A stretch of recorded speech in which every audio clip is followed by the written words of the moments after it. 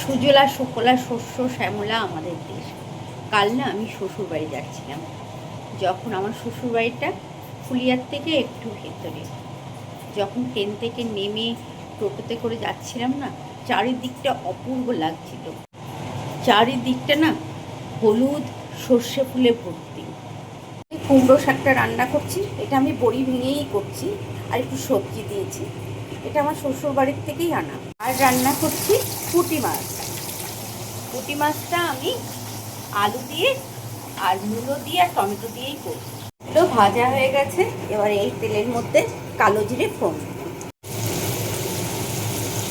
ঝোলটা ফুটে উঠেছে আর একটু চাপা দিয়ে এবার মাছগুলো দিয়ে দিলাম, ওপর থেকে কিছু ধনিয়া পাতা ছড়িয়ে দিলাম। এই হয়ে গেল আমার আলু দিয়ে মূলো দিয়ে আর টমেটো ধনিয়া পাতা দিয়ে পুঁটি মাছের ঝোল। আর সাথে তো শাক রান্না করেছি আর এদিকে ভাত বসিয়ে